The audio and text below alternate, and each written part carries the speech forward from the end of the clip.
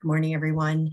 I first want to start off by apologizing. I have been the craft lady at my church's Vacation Bible School for the last 4 years. And this week happened to be that week for me. I am usually able to keep up a lot better with my courses during that week. But this week, between that, meetings I had for work, and running my kids around, I just wasn't able to keep up as much as I would have liked to in this class. And so I apologize for not having your assignments graded from Unit 1, but I do not have anything planned for today. And so I will have all of those assignments graded by the end of the day today. So the main reason I wanted to get those done is I want to give you feedback on your APA formatting so that you have it for the next assignment, which is the virtual network communication assignment. And I'm going to be going over that a little bit here with you. However, I must say that I'm super impressed with the APA formatting that you have done. You might be wondering too why we spend so much time on APA formatting. And the reason is that we want you to be able to carry this forward through all of your courses in the master's degree program. And this is typically one of the first courses you take in the program. And so that's why we spend a little bit more time on it. And also it's a 16-week course versus an 8-week course. So we do have a little bit more time to focus on it. So with that said, I will get started here and go over the virtual network assignment. But I guess just one more thing on the APA thing. So I did respond to all of the Unit 1 posts, and you guys did a really great job summarizing those articles. And you also did a really great job on the APA formatting. The things I found were very consistent throughout, as you'll see. So make sure you take a look at that feedback. Please also read the feedback that I gave you, for those discussions, as well as the feedback that I'm going to be giving you on that first ethical reasoning assignment. Okay. So make sure that you read my feedback. All right. I guess that's the main point here. All right. So I'm going to quick share my screen.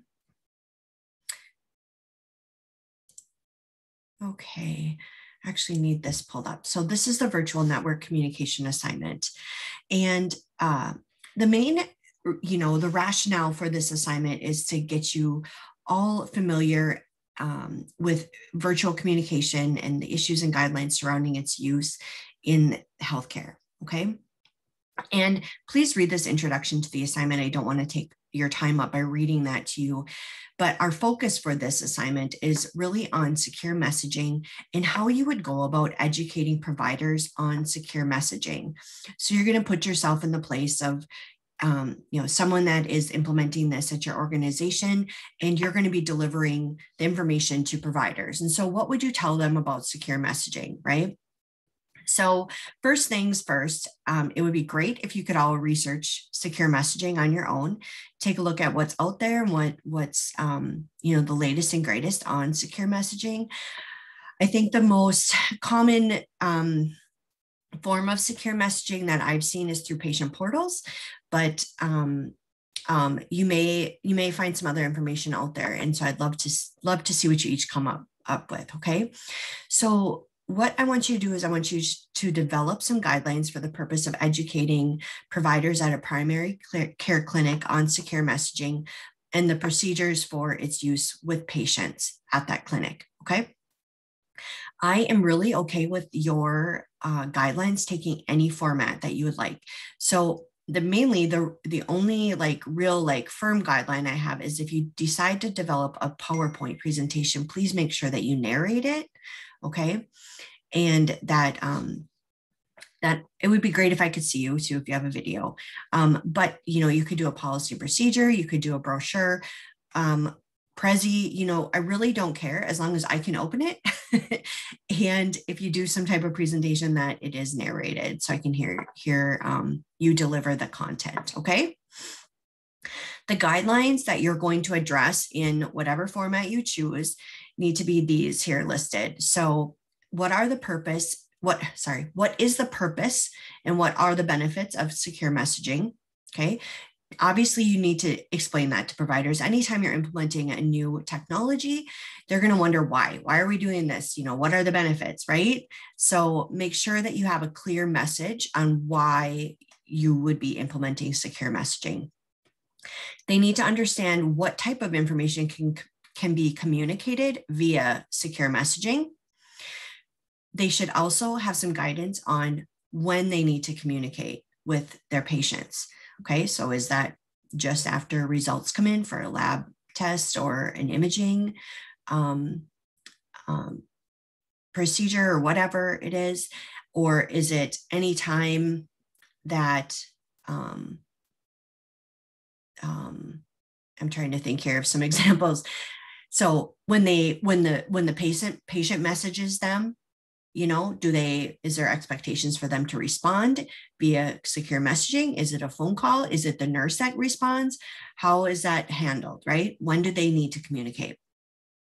The other thing is what are the expectations for providers regarding responsiveness? So do they need to respond to their patients via secure messaging within 8 hours, 24 hours, 36 hours, 48 hours, whatever it is?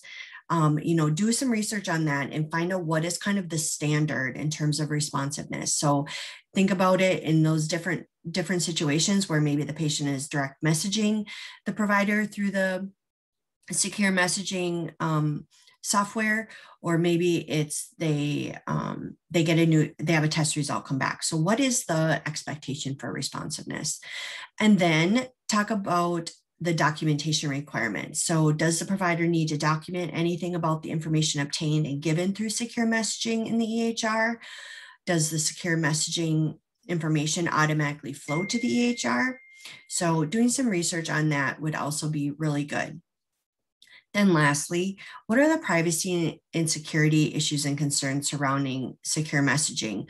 What type of encryption needs to be put in place? And what are the privacy and security standards that should be developed or would be in place in this situation that you would need to communicate with your providers? They often have concerns about that as well.